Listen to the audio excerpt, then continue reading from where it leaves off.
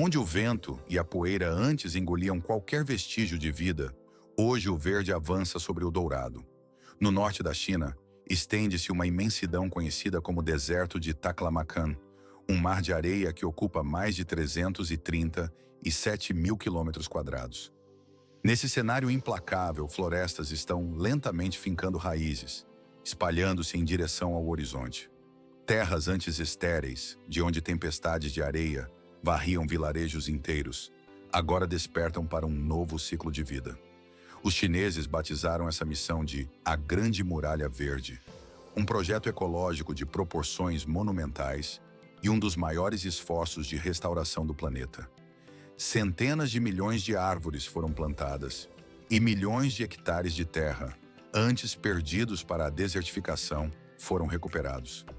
A questão que permanece é como a China conseguiu transformar areia sem vida em um solo fértil. A partir daqui, desvendamos os segredos por trás deste projeto bilionário. Um inimigo invisível e implacável assombra o norte da China há séculos. Seu nome é areia. Toda vez que os ventos de monção desciam dos desertos de Gobi e Taklamakan, imensas tempestades de poeira cobriam os céus de Pequim, transformando o dia em noite. Na década de 1990, havia anos em que os moradores da capital precisavam usar máscaras por mais de 80 dias, apenas para evitar respirar a poeira fina que soprava do deserto. A origem do deserto de Taklamakan remonta a 4 milhões de anos. Foi quando as montanhas Tian Shan, ao norte, e as montanhas Kunlun, ao sul, bloquearam quase toda a umidade vinda do Oceano Índico e da Sibéria. A bacia entre elas se transformou em uma vasta e árida paisagem. A precipitação média na região é inferior a 100 milímetros por ano, quase 10 vezes menor que na Califórnia, uma área já conhecida por seu calor seco. Para se ter uma ideia, cada metro quadrado de terra no Taklamakan recebe por semana o equivalente a uma garrafa de 500 milímetros de água, uma quantidade insuficiente para qualquer planta sobreviver. No verão, as temperaturas podem ultrapassar os 40 graus Celsius.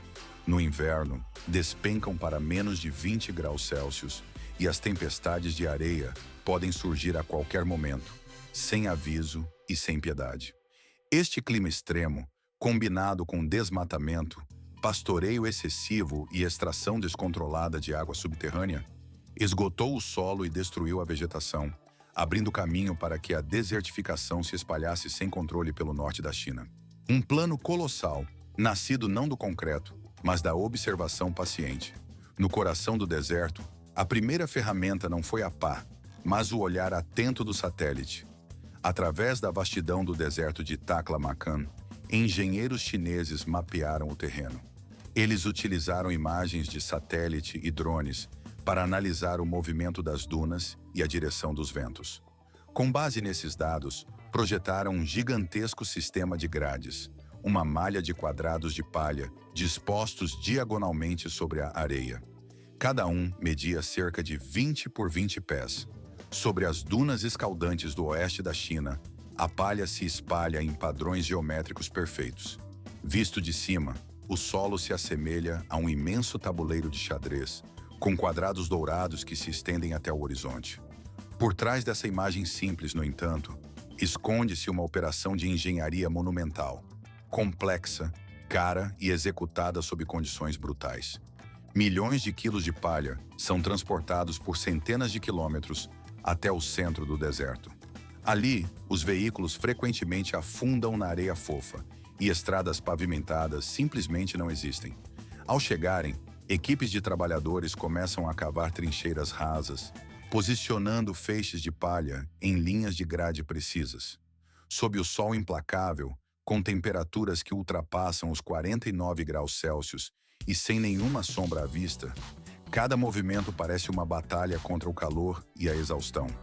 Ainda assim, milhares de trabalhadores chineses persistem, pois cada grade de palha é mais do que uma barreira, é o alicerce para o retorno da vida.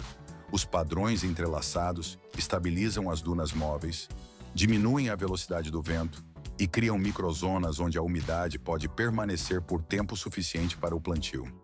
Uma vez que a grade está pronta, perfuratrizes mecânicas e máquinas de plantio entram em cena.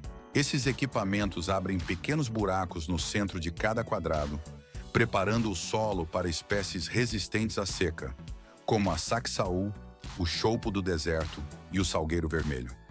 As mudas cuidadosamente cultivadas em viveiros antes de serem levadas ao deserto são então transplantadas em cada buraco no centro da grade de palha. Cada planta jovem é posicionada com precisão para que suas raízes frágeis se assentem logo abaixo da superfície. Ali, a camada de palha as protege do sol escaldante e da areia movediça. Em seguida, os trabalhadores adicionam uma quantidade medida de água e compactam o solo ao redor da base, garantindo que as raízes façam contato total com a camada úmida abaixo. Com o passar das semanas, a grade protetora continua a cumprir seu propósito. A palha mantém a superfície mais fria, reduz a evaporação e impede que a areia fina sofra erosão ao redor das mudas. Com o tempo, a palha se decompõe gradualmente pela ação do vento, do orvalho e de micro-organismos, transformando-se em uma manta orgânica rica em nutrientes. Este fertilizante natural alimenta os sistemas radiculares em desenvolvimento, ajudando-os a se estender mais profundamente nas camadas de solo estáveis. O que começou como algumas mudas frágeis evolui lentamente para uma rede viva de vegetação, uma estrutura verde que ancora as dunas e inicia o longo processo de reconquistar o deserto. A mesma força que incinera a areia, agora a faz florescer. Sob o sol implacável do deserto de Taklamakan, uma outra estratégia de reflorestamento toma forma, sem o plantio direto de árvores. Em vez disso, a China aproveitou a luz que castiga a região para criar uma imensa fonte de energia.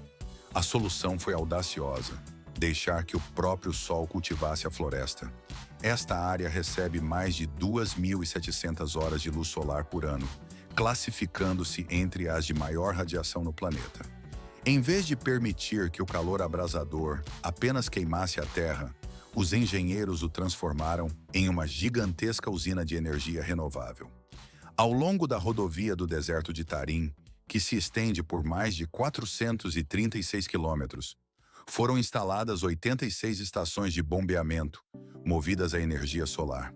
Cada estação abriga centenas de painéis fotovoltaicos, que geram eletricidade para extrair água subterrânea de profundidades que ultrapassam os 100 metros. A água então percorre uma rede de dutos subterrâneos e é distribuída por irrigação por gotejamento, permitindo que mais de 200 mil árvores sobrevivam em uma área que praticamente não vê chuva.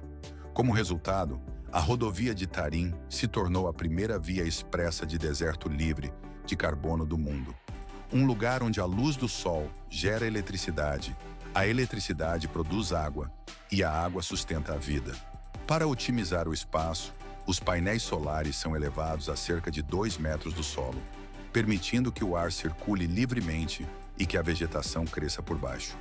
O solo sombreado sob as placas retém mais umidade e permanece mais frio, favorecendo espécies como o alcaçuz, o salgueiro vermelho e o espinheiro alvar. Elas formam zonas verdes naturais sob uma fonte artificial de luz e energia. Aqui, a energia solar faz mais do que iluminar postes ou alimentar bombas. Ela ilumina a esperança de uma renovação ambiental. Onde antes se conhecia o Mar da Morte, este deserto agora se transforma em um dos maiores laboratórios ecológicos do mundo. Um ponto de convergência entre a luz solar, a tecnologia e a perseverança humana. A humanidade aprendeu a converter aquilo que era visto como uma força hostil, transformando o sol em água e a areia em floresta. E nesta terra, o próprio sol tornou-se a fonte da vida. Milhares de olhos de vidro, todos fixos em um único ponto no céu. Ao lado dos painéis solares, espelhos heliostáticos se organizam em amplos arcos, cada um girando sobre 2 eixos para acompanhar a jornada do sol. A luz refletida por eles é concentrada no topo de uma torre central, onde sal derretido é aquecido a mais de 540 graus Celsius. A partir daqui, esse calor intenso é usado para gerar vapor em alta pressão. O vapor, por sua vez, movimenta turbinas e geradores que produzem eletricidade. O calor excedente fica armazenado em tanques de sal fundido, permitindo que a usina continue a gerar energia de forma constante durante a noite, ou em dias nublados. Estima-se que a construção e operação desta torre de energia solar de 50 megawatts no deserto de Taklamakan custe cerca de 130 milhões de dólares. Enquanto isso, além de estabilizar a areia e aproveitar a energia solar, a China também transformou onde antes só havia areia, agora pulsa uma nova forma de vida. A China transformou as bordas de seus desertos em destinos de ecoturismo, redefinindo a fronteira entre o homem e a natureza. Ao longo dos limites dos desertos de Taklamakan e Gobi, florestas artificiais, fazendas solares e reservatórios de água foram integrados em parques que combinam ciência e turismo. Em certas regiões, o turismo de base comunitária floresce, mesclando o ecoalojamento com as ricas tradições culturais uigures e mongóis. Os viajantes também podem embarcar em passeios de camelo que atravessam as dunas, com duração variável de 2 a 5 horas, dependendo do trajeto escolhido. A jornada serpenteia por paisagens de areia imponentes, comparadas para descanso estrategicamente posicionadas, e cada experiência custa entre 40 e 120 dólares americanos. Ao unir conservação, educação e uma vivência autêntica, o Taklamakan se firma não apenas como um símbolo da tecnologia de restauração ecológica, mas como uma prova de que a humanidade pode, de fato, viver em harmonia com o ambiente ao seu redor. Um fio de asfalto negro, esticado sobre um mar de ouro infinito. Era um testemunho de que a convivência entre o ser humano e a natureza era possível. Para viabilizar o acesso a esta região turística, a China precisou desenvolver uma infraestrutura ousada, com estradas que desafiavam o impossível. Assim nasceu a Rodovia do Deserto de Tarim, um dos mais ambiciosos projetos de engenharia do oeste chinês. Construída para conectar as cidades oásis de Luntai e Minfeng, ela rasga o coração do deserto por mais de 300 quilômetros. A construção começou em 1993 e a rodovia foi inaugurada oficialmente em 4 de outubro de 1995. Foram pouco mais de 2 anos de trabalho sob condições extremas. Dunas móveis, tempestades de areia e temperaturas que ultrapassavam os 50 graus Celsius. O projeto custou cerca de 1,75 bilhão de dólares, ou aproximadamente 260 milhões de dólares americanos. Sob o asfalto, repousa uma fundação complexa de cascalho, esteiras de palha e geotêxteis, projetada para impedir que a areia engula a estrada. Hoje, esta rodovia do deserto não apenas conecta fazendas solares e estações de pesquisa remotas, mas também funciona como um portal para o ecoturismo. Ela guia viajantes através de uma das paisagens que até então era uma das mais inacessíveis do planeta. Onde o horizonte era apenas uma linha de areia e céu, hoje uma muralha verde se ergue. O que já foi uma das paisagens mais inalcançáveis do planeta foi transformado após décadas de esforço incansável, com resultados que superaram todas as expectativas. Vastos cinturões verdes agora cercam quase a totalidade do deserto de Taklamakan.